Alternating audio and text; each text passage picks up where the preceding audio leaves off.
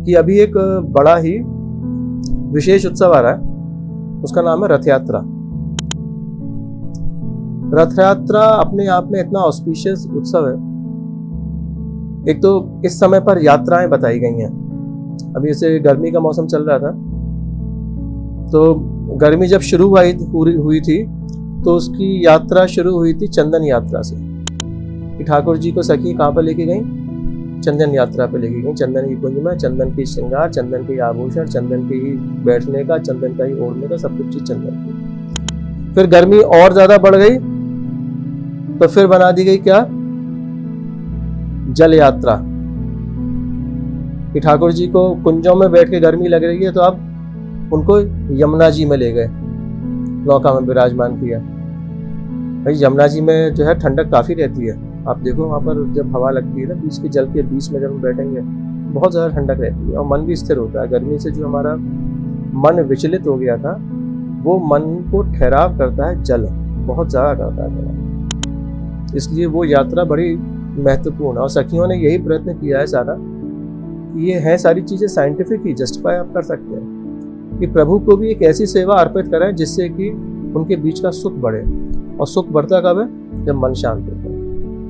जब मन विचलित है और आपके सामने कुछ भी सुख की चीज आप ला के रख दीजिए, आपका मन जो है उस सुख की चीज को एक्सेप्ट करेगा ही नहीं। पहले मन शांत करना जरूरी है। तो सखियों ने भी उन दोनों के बीच में प्रेम बढ़ाने के लिए, उनका मन शांत करने के लिए उनको जल विहार करवाया, नौका विहार कराया। और नौका में बैठे हुए थे तब और ज्यादा उनके अंदर प्रेम बढ़ा, तो वो लोग कहाँ चले गए? जल विहार करने के लिए। भाई पानी में नहा के तो हर कोई रिफ्रेश हो जाता है। ठाकुर जी की जल विहार की लीला करी गई। ये जल विहार की लीला, नौका विहार की लीला गर्मी में ही चलती रहती है। अब जब आषाढ़ का महीना आ गया, जहां पर कि छुटपुट बारिश शुरू हो गई, तो वो छुटपुट बारिश से थोड़ा सा मौसम उमस वाला हो गया। बारिश भी इतनी नहीं हो रही है, मेघ भी आ रहे हैं चले जा रहे हैं, थोड़ी सी बारिश करते चले जा रहे हैं, पूर्ण सावन नहीं है।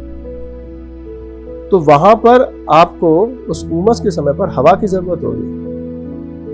तो हवा के लिए क्या करा गया कि रथ में बैठ के, जैसे कहते हैं ना कि लॉन्ग ड्राइव पे चलते हैं, तो लॉन्ग ड्राइव से क्या होता है? हवा लगेगी, अच्छा लगेगा, थोड़ा सा जगह बदलेगी। तो ऐसे ही ठाकुर जी और प्रिया जी की सखियों ने रथ यात्रा कराई। तो रथ यात्रा, अब ये जो उत्सव आ रहा है आषाढ़ शुक्ल दोष के दिन, उस दिन ठाकुर जी रथ पे यात्रा करते हैं। लीला तो उसकी बड़ी सुंदर है।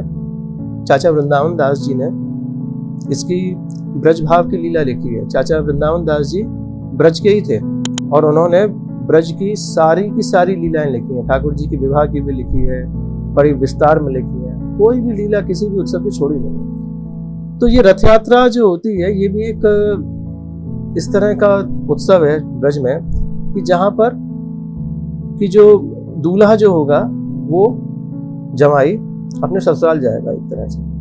तो ठाकुर जी भी रथ लेके प्रिया जी के बरसाने में जाते हैं। बड़ा सुंदर पद भी होता है उस दिन, रथ चढ़ आवत सांवरा, जिसके बारे में हम लोग पहले एक वीडियो में बात करी थी हम लोगों ने उसके बारे में। बहुत ही सुंदर भाव है उसका, खूब आनंद देने वाला, कि किस तरह से प्रिया जी के मन में कौतूहल उठ रहा है। सामने से देख रही है कि रथ आने की धूल उड़ रही है, वो समझ रही है कोई ना कोई आ रहा है। लाल जी के मन में किस तरह से प्रेम उमड़ रहा है कि वो बरसाने में ठाकुर जी की, प्रिया जी के महल की ध्वजा को देख रहे हैं। फिर दोनों को सखियां कीर्ति मैया रथ पर बैठा के भेज रही हैं। पर रथ यात्रा वाकई में एक ऐसा त्योहार है क्योंकि अनबूझा मुहूर्त भी कहते हैं उसको, कि हमारे प्रियालाल आज रथ पर बैठे हुए हैं। लोग बात कहते तो हैं भाई ज्योतिष के हिसाब से कि भैया सेलेस्टियल पोजीशंस बड़ी अच्छी होती हैं और आप जो काम करेंगे वो काम जो है वो पूर्ण हो जाएगा। तो देखो, जब ये वाली बात आ जाती है ना, उत्सव हमारे कहीं पर आए ठाकुर जी, तो हमको ये वाली चीज सोचनी चाहिए कि ये हम लोगों के लिए कुछ ऐसे समय हैं जहाँ पर कि जो हम साधना कर रहे हैं, जो हम उपासना कर रहे हैं, जो हम भजन रस रीति में हैं, उसको थोड़ा सा और बढ़ा दें, थोड़ा सा और पुश कर दें। भाई मौसम कुछ इस तरह से रहता है, प्रकृति कुछ इस तरह से रहती है कि हर किसी की अनन्यता जो है वो बन नहीं पाती है। भाई गर्मी लग रही है, भूख लग रही है, ये सब बहाने जो है वो चलते रहते हैं कि आज मैं भजन करने बैठा तो भैया आज गर्मी लग रही है, आज भूख लग रही है, आज पानी गिर रहा है, ये हो रहा है, सब बहाने चलते रहते हैं। पर इन उत्सवों में सम्मिलित होते हुए, जैसे कि अभी कुछ दिन पहले जल यात्रा थी ठाकुर जी की, भाई उत्साह बढ़ा, ठाकुर जी जल विहार कर रहे हैं। अब रथ यात्रा आएगी तो वृंदावन में देखने लायक होगा कि जितने भी देवालय हैं सबके रथ जो है वो निकलते हैं, ठाकुर जी बैठ बैठ के उनमें ज्ञान गुदड़ी पे सब जाते हैं।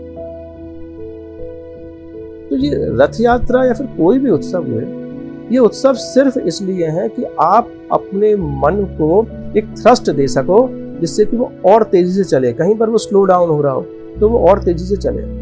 ये सारे के सारे उत्सव वाकई में रसिकों ने प्रभु की सेवा में इसीलिए बनाए भी हैं कि भैया निकुंज का खेल देखा तो है नहीं आपने, भजन तो इतना किया नहीं है, ना आप परिपक्व हुए उस भजन में, ना उस भाव में भजन परिपक्व हुए। पर ठीक है, थोड़ा सा अगर आपको ट्रेलर देखना है ना, तो मंदिरों में जाके उन लीलाओं को देख लो, आप उनमें सम्मिलित हो लो, तो आपको पता लग जाएगा कि निकुंज में किस तरह का खेल होता है। और वाकई में कहने वाले कुछ लोग इस तरह से भी कहते हैं कि हाँ ये रथ यात्रा तो है, पर ये रथ यात्रा किसकी रथ यात्रा है? भैया मन रूपी रथ है ये, और मन रूपी रथ के 4-5 घोड़े हैं। वो क्या?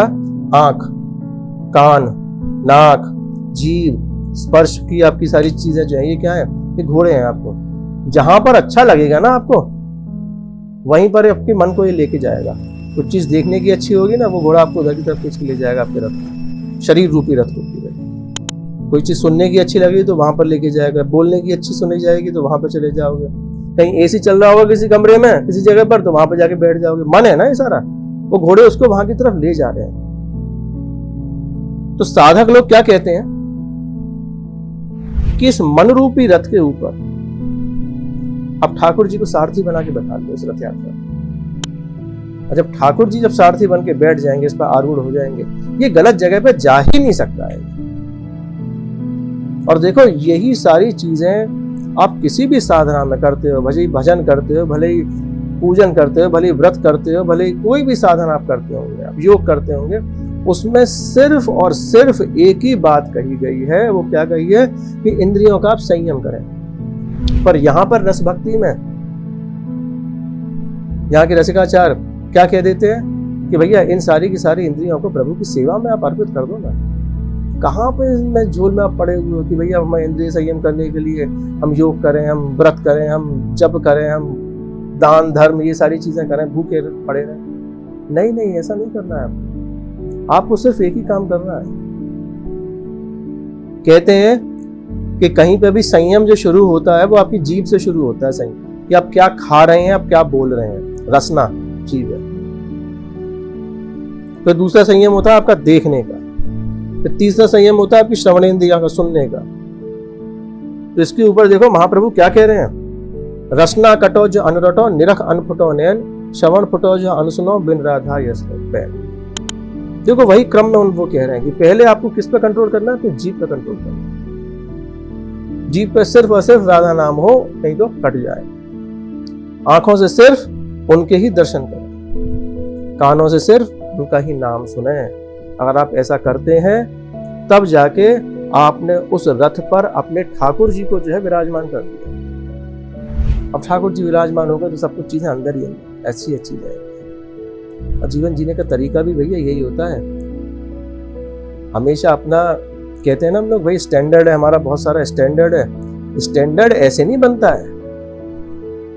स्टैंडर्ड तो यहाँ के साधुओं का है, स्टैंडर्ड संतों का है, स्टैंडर्ड यहाँ के जो रसिक जन है हमको तो कहते हैं उनका स्टैंडर्ड है। आपने कोई बहुत अच्छा कपड़ा पहन लिया, आपने कोई बहुत अच्छा मोबाइल रख लिया, आपने कोई बहुत अच्छी गाड़ी ले ली, क्या उससे स्टैंडर्ड बन रहा है? नहीं। जीवन में अगर आपको स्टैंडर्ड बनाना है तो आप अच्छी चीजों को देखें, अच्छी चीजों को सुनें, अच्छी चीजों को सूंघें, अच्छी चीजों के बारे में बात करें, आप बोले भी अच्छी चीज। तो वो अच्छे की परिभाषा क्या है? प्रभु। प्रभु को देखना, प्रभु को सुनना, प्रभु को सूंघना, प्रभु की ही बात करना, प्रभु का ही स्पर्श को महसूस करना हमेशा कि उन्होंने मेरी बाह पकड़ रखी है, प्रभु ने मेरे साथ में कुछ गलत नहीं हो सकता। अगर आप ऐसा अपने जीवन में सोच के रखते हैं तो निश्चित है आपका स्टैंडर्ड जो है वो सबसे ऊपर है। अगर स्टैंडर्ड की बात करते हैं तो प्रभु से अच्छी कोई चीज नहीं है। शाश्वत जो है वो कौन है? प्रभु ही है। कोई आप कहें सोना शाश्वत है, कोई सोना शाश्वत नहीं है।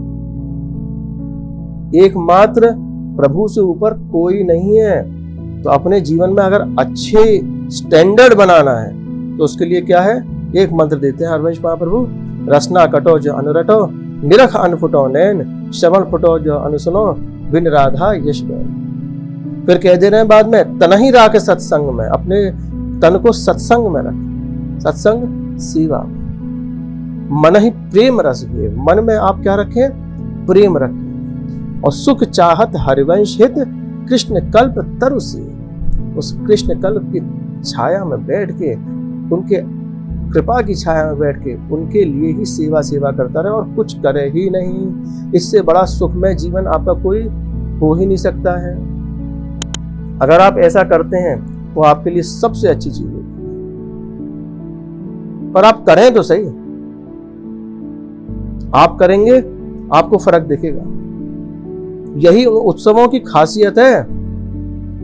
ये उत्सव आपको वही थ्रस्ट देते हैं कि नहीं नहीं भैया वो चीज नहीं देखनी, हमको ये करना है, प्रभु के उत्सव में सम्मिलित होना है, प्रभु का दर्शन करना है, प्रभु को उस रथ पे आरूढ़ हुए देखना है, उन सखी सहचरियों के साथ में कैसे उनकी वो सब सेवा कर रहे हैं।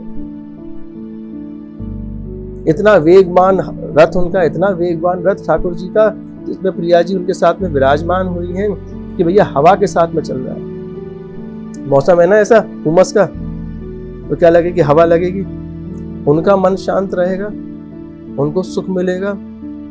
जितने भी रसिक जन हैं, जितनी भी सखियां हैं, उनका मन तो उनके चरणार विंदन में ही है। जब वो शीतलता को महसूस करेंगे तो सबको जो है वो शीतलता अपने आप ही मिल जाएगी। ये ऐसा गहरा उत्सव है। तो कहीं पर आप लोग ज्योतिष में जाते हैं तो हाँ भैया ठीक है, ज्योतिष की बात भी ठीक है। कहीं पर आप अपनी परंपरा में जाते हैं तो वो वाली बात बिल्कुल सही है, पर उत्सवों को जरूर मनाएं, जरूर मनाएं। अगर आप इन उत्सवों को मनाते हैं तो उससे बढ़िया कोई काम नहीं है। उन उत्सवों में अगर आप सम्मिलित रहते हैं तो आपने अपने आप को प्रभु को बेच दिया एक तरह से, आप ये समझ। इसलिए तो जीवन लिया है भैया। बिकें तो किसके लिए बिकें, उनके लिए बिक जाए। अपने तन, अपने मन, अपना धन, अपना सर्वस्व जो है उनके अर्पित कर दिया। बहुत छोटी छोटी सी चीजें हैं ये तो भैया। और कोशिश करें हम लोग कि इस रथ यात्रा में अपने पूर्ण मन से उस मन रूपी रथ के ऊपर उनको आरूढ़ करके अगर हम ये रथ यात्रा मनाते हैं तो हम नहीं समझते कि भैया इससे बढ़िया सुख और शांति आपको कहीं पर मिल पाएगी। जय श्री राधे।